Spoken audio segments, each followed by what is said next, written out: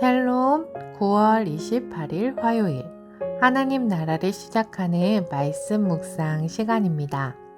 오늘 말씀을 읽어주실 가정은 젊은일 누리의 이택민 박은혜 성도님 가정인데요. 우리에게 주시는 하나님의 말씀 출애굽기 22장 1절부터 15절까지의 말씀을 읽어주시겠습니다. 하나님의 말씀에 귀 기울이시기 바랍니다. 출애굽기 22장 1절부터 15절 말씀입니다. 사람이 소나 양을 도적질하여 잡거나 팔면 그는 소 하나에 소 5으로 갚고 양 하나에 양 4으로 갚을지니라. 도둑이 뚫고 들어오는 것을 보고 그를 쳐 죽이면 피 흘린 죄가 없으나 해 돋은 후이면 피 흘린 죄가 있으리라. 도적은 반드시 배상할 것이나 배상할 것이 없으면 그 몸을 팔아 그 도적질한 것을 배상할 것이요. 도둑질한 것이 살아 그의 손에 있으면 소나 낙이나 양을 막론하고 갑절을 배상할지니라. 사람이 밭에서나 포도원에서 먹이다가 그 짐승을 놓아서 남의 밭에서 먹게 하면 자기 밭에 제일 좋은 것과 자기 포도원에 제일 좋은 것으로 배상할지니라. 불이 나서 가시나무에 댕겨 낯가리나 거두지 못한 곡식이나 밭을 태우면 불 놓은 자가 반드시 배상할지니라. 사람이 돈이나 물품을 이웃에게 맡겨 지키게 하였다가 그 이웃의 집에서 봉적하였는데 그 도적이 잡히면 갑절을 배상할 것이요.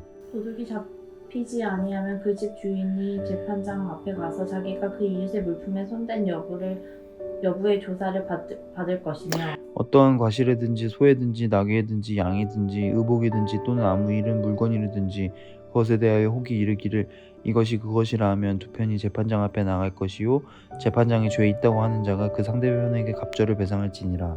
사람이 낙이나 소나 양이나 다른 짐승을 이웃에게 맡겨 지키게 하였다가 죽거나 상하거나 끌려가도 본 사람이 없으면 두 사람이 사이에 맡은 자가 이웃의 것에 손을 대지 아니하였다고 여호와로 맹세할 것이요 그 임자는 그대로 믿을 것이며 그 사람은 배상하지 아니하려니와. 만일 자기에게서 도둑 맞았으면 그 임자에게 배상할 것이며 만일 찢겼으면 그것을 가져다가 증거할 것이요 그 찢긴 것에 대하여 배상하지 아니할지니라. 만일 이웃에게 빌려온 것이 그 임자가 함께 있지 아니할 때에 상하거나 죽으면 반드시 배상하려니와. 그 임자가 그것과 함께 하였으면 배상하지 아니할지며 새 낸 것도 새를 위하여 왔은즉 배상하지 아니할지니라. 아멘. 이택민 박은혜 성도님 가정의 기도 제목은 직접 음성으로 보내주셨는데요. 함께 들으시고 이 가정을 위하여 이 시간 함께 기도하겠습니다. 이택민 박은혜 이혼 가정 기도 제목입니다. 첫 번째, 10월 한 달이 무척 바쁜 시기입니다. 국감과 전시 오픈 등으로 분주하고 바쁘지만 지혜롭게 잘 이겨내고 잘 감당해낼 수 있도록 기도해 주셨으면 감사하겠습니다. 두 번째는 자녀 이혼이 어린이집에서 선생님과 친구들과 잘 놀며 적응할 수 있도록 함께 기도해 주세요.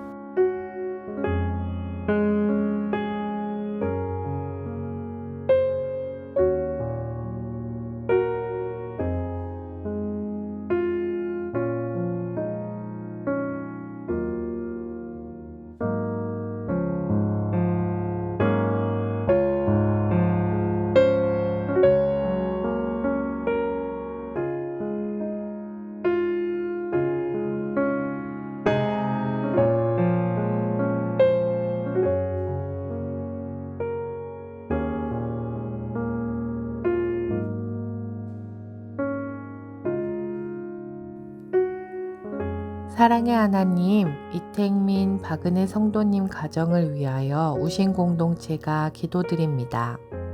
하나님이 맡겨주신 삶의 자리를 분주하게 살아가고 있습니다.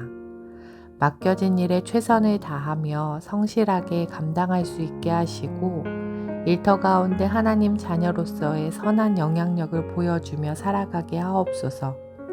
분주한 가운데 우선순위를 세우고 지혜롭게 일을 감당하게 하옵소서. 하나님께서 맡겨주신 귀한 자녀 온이를 위하여 기도합니다. 어린이집에서 선생님과 친구들과 잘 놀고 좋은 관계 속에서 지낼 수 있기 위해 기도합니다.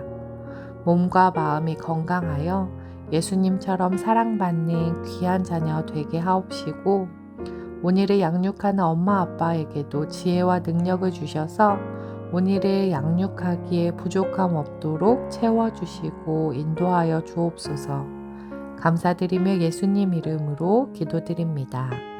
아멘.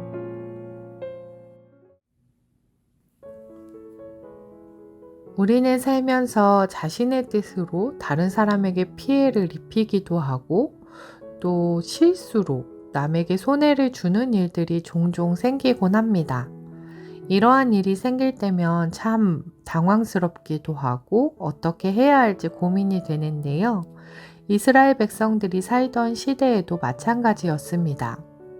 오늘 말씀에서는 타인의 재산에 피해를 주었을 경우 어떻게 배상해야 하는지 일일이 말씀해 주시는 하나님을 만날 수 있습니다.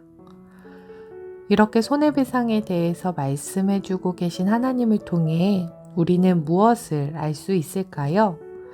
먼저는 이웃 간에 서로 평화하기를 원하시는 하나님의 마음을 느낄 수 있습니다.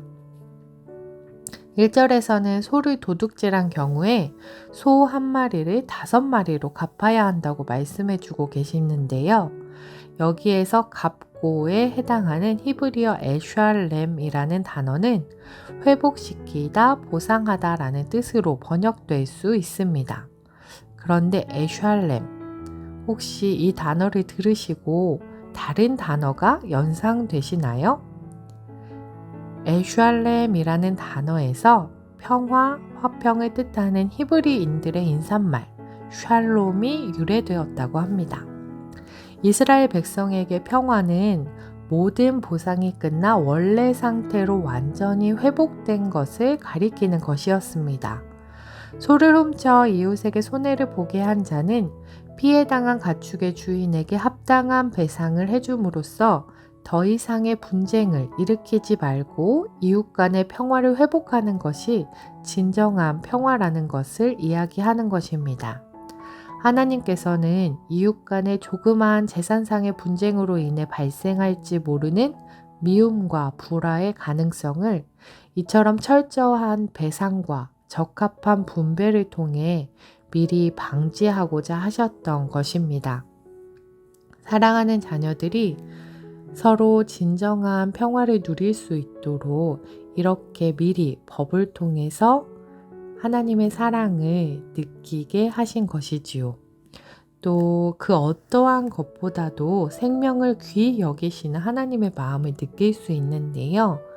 담이나 벽을 뚫고 침입한 도둑이 맞아 죽었을 경우에 야간 침입과 주간 침입으로 사례가 구분되어 있습니다. 처음 말씀을 읽을 때는 도둑을 죽이는 것이 시간과 무슨 상관이 있나 의아했는데요. 날이 어두웠을 때에는 도둑의 무장한 상태나 분명한 의도, 그의 몸집 크기 등을 알 수 없었기 때문에 주인에게는 가족들을 지키기 위해 위협적인 상황 가운데 그 살인이 정당 방위로 인정될 수 있었습니다. 하지만 낮에는 도둑에게 대응할 다른 방법, 이웃에게 도움을 청한다든지 아니면 그 상황을 파악하고 다른 방법들을 취할 수 있었기 때문에 도둑을 살인했을 경우 주인에게 살인죄가 적용되었습니다. 아무리 도둑이라도 생명을 보호하시는 하나님의 마음이 담겨져 있는 것입니다. 또한 다른 법들을 살펴보다 보면 세심한 하나님의 사랑을 느낄 수 있습니다. 도둑질한 소는 5배, 양은 4배로 갚으라고 하셨고 또 훔치기는 했으나 아직 동물이 살아있다면 2배를 배상하라고 하셨습니다. 이렇게 다양한 경우의 수까지 들어서 세밀하게 법률을 주신 이유는 하나님의 사랑 때문이었습니다. 단지 세상을 창조하시고 버려두시는 것이 아니라 아주 작은 것에도 관심을 가지시고 어떻게 해야 하는지 알려주시는 하나님을 통해 그 하나님의 세심한 사랑을 살펴볼 수 있습니다. 또 다른 곳에서도 세심한 하나님의 사랑을 느껴볼 수 있는데요. 사람이 돈이나 물품을 이웃에게 맡겨두었을 때 문제가 생기면 재판장으로부터 정죄를 선언받은 자가 물건을 맡은 자라면 2배의 배상을 해야 했고, 물건을 맡긴 자가 정죄를 선언받으면 이웃을 함부로 의심하였기 때문에 그에 상응하는 벌금을 부과하였다고 합니다. 무고한 사람을 범죄자로 고발해서 정신적으로 피해를 입히는 죄와 이웃의 물건을 훔쳐 손해를 입히는 죄를 똑같이 악하게 판단하고 계신 하나님을 볼 수 있는데요. 사람의 억울함을 당하는 일까지 일일이 살피고 계시는 하나님의 자상하고 세심한 사랑을 느낄 수 있습니다. 율법은 우리를 옥죄는 사슬이 아니라 우리를 향하신 하나님의 사랑입니다. 오늘도 우리의 삶의 자리에서 우리를 향하신 또 우리를 세밀하게 살피시는 하나님의 사랑을 느낄 수 있으면 좋겠습니다. 하나님의 사랑받는 하나님의 자녀로 오늘도 우리의 일상의 자리에서 최선을 다하며 살아가는 우신의 가족 될 수 있기를 소망합니다. 기도하겠습니다. 사랑의 하나님, 하나님께서 주신 많은 법들 가운데서도 하나님의 사랑을 바라볼 수 있게 해주심에 감사드립니다. 나에게 주어진 상황과 형편 속에서 그 가운데 계신 하나님을 바라보고 하나님의 사랑을 느낄 수 있는 우신의 가족들 되게 하여 주세요. 감사드리며 예수님 이름으로 기도드립니다. 아멘.